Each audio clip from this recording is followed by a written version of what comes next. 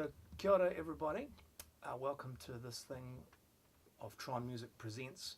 And the focus for this particular episode is going to be on international versus local perspectives.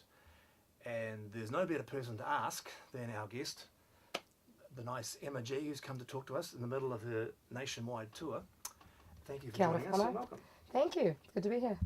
Okay, so let's dive right in. So for the people, can you give us just a quick rundown or a brief rundown of your musical journey or your musical career to date? Cool. So I've started writing music from a very young age as a result of wanting to sort of work through a whole bunch of health complications when I was growing up.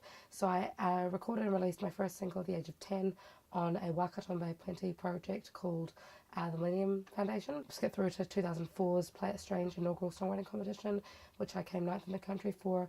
Skip forward to 2011 when I moved to Auckland and established a hard rock band by the name of Static Era, where we released 8 singles, 2 EPs and an album that charted in the top 20, NZ Top 20. Then 2015 came and I felt that I needed to grow more as an artist, as a human being, and I moved to Washington DC, where I've been an established singer, songwriter, musician for the last 2 years.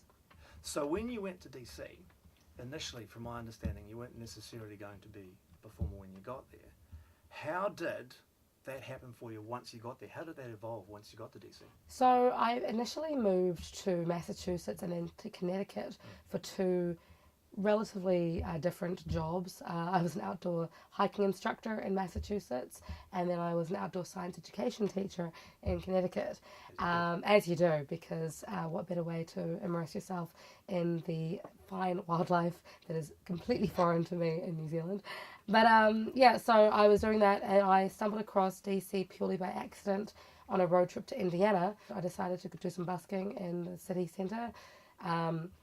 While I was there, I was befriended by these 2 ex-gang members guys who decided that they couldn't quite figure out what I was or who I was and what I represented and what I was doing there.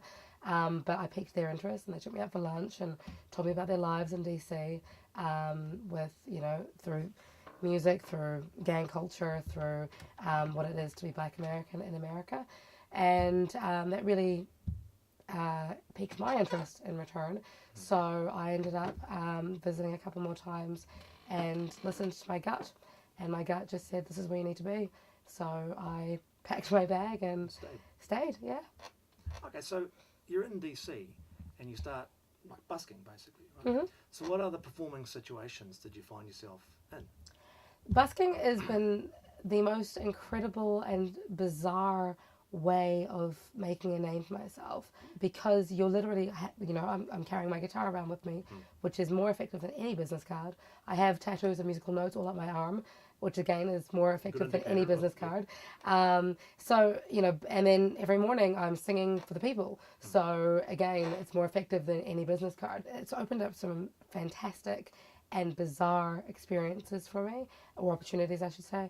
Everything from I'm currently in talks with Public Enemy about remixing a song of mine called Superhero. Bizarre. Public Enemy.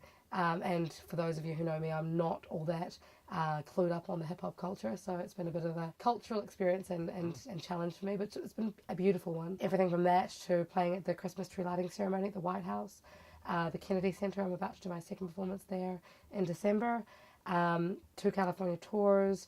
Hanging out with people like the guitarist from Puddle of Mud and 4 Non-Blondes, and it's been a really weird, surreal, and I hate using the word surreal, but it has been. It's just been a really surreal experience and kind of an experiment as I try and figure out what it is that I'm doing.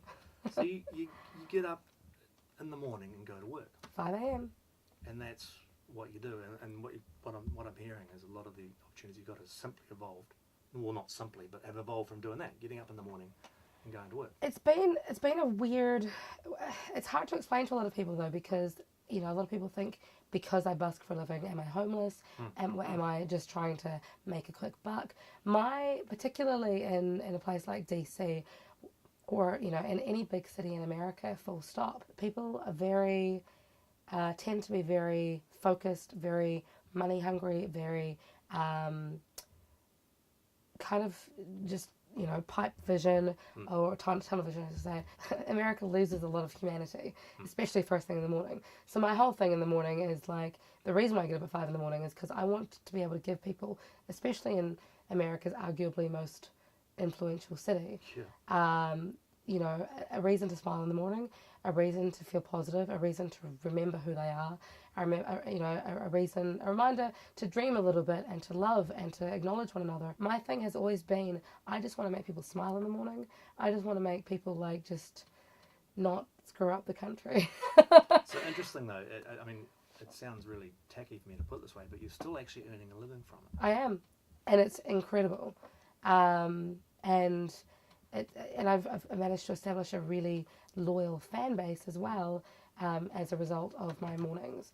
I think in my first year of just simply busking, having my sign up saying thank you and giving out business cards, I've, amassed a huge Instagram following, and a 400 plus mailing list of people who actively want to know who I am, what I'm doing, where I am, how they can support me. And that's a solid fan base. That is a solid fan base, yeah. Okay, so when you're performing and you're going to work in the morning, yes, what's your balance between original material and covers? So all my CDs that I sell, because I have I have merchandise as well, businesswoman over here. Of course. So all my CDs have original music on them. I do mostly covers in the morning, but I do have a lot of people asking to hear my original things now as well. So especially when people find out that I'm a vocal teacher or that I write my own material, they're just like, oh, play us something that we don't know. And they're really supportive, really supportive. My song Superhero, I actually released on, so this is the one that Public Enemy are remixing. So I wrote that in Colorado while getting a tattoo done by a guy on probation. He was having difficulty through paperwork, and we ended up having this massive discussion about how his privilege allowed him the only headache in his life to be around paperwork. And so we ended up having this beautiful conversation about racial and gender inequality in America. So the song I released it officially with the music video on Martin Luther King Day, and it kind of went viral, with regards to the DC population. People, strangers coming up to me and going, I really appreciate that song. People would request it at some of the peace protests and rallies that we had around the city. Just weird, kind of out of this, I wouldn't have thought that it would have happened. As you started doing more of the busking, street performing, whatever we want to call it. They don't know busking in America. Okay. They don't know the term. They think I'm a stripper. It's really awkward. Right. So that's why I say street performer these days. Good to know. Good technical tip for the young. So what musical and personal skills became more important the more street performing you did? I guess you've got your everyday person who just strums a guitar and sings. For me, and again, it's been an experiment that we're always, I'm always learning from. Smiling, eye contact, right. Things that you take for granted, especially in a place like New Zealand, because we're all about eye contact and we're all about, being positive. And the raised eyebrows. Yeah, I mean, they don't do that so much in America. No, it's really the church, nobody understands. But the face-to-face acknowledgement of each other. Manners, yo, they get you everywhere. Anytime anybody tips me, whether it's a penny or $1 or a $50 bill, I always say thank you. I have to. Yeah. It's not in my soul to be like, yeah, sure, or whatever. And you get those people who are like that, 25 cents or a quarter, which is 25 cents. Quarter, what are you doing? I'm worth more than that. You get your street performers, divas and whatever. But for me, it's like, and I'm like this with everything, with my merchandise, with everything. Any shows that I do it strictly based on a koha basis. Because, if somebody's only got a quarter in the morning, then that's great. They've chosen to give that quarter to me. Yeah. How phenomenal is that? If they decide that a $10 bill is what I'm worth, again, how phenomenal is that? If they want to buy a CD and they've only got $5, awesome. Thank you. Love my music. Spread my music around. Thank you for seeing me. Thank you for hearing me. I want to thank you for your time. Thank you for having me. It's been great. There's like an overpowering amount of inspiration that we've packaged down there. And of course, anybody can always hit me up if you need more information. any, like, honestly, I mean, obviously things are really busy over the next couple of weeks, but when I get back to DC, I've got a few shows coming up, but I'm totally open to any online feedback or mentoring or whatever. If anybody wants any advice, hit me up. I'm totally down. Awesome. Thank you very much for your time. Thank you, and thank you to the Tron Music Trust. It's awesome initiative. Very welcome.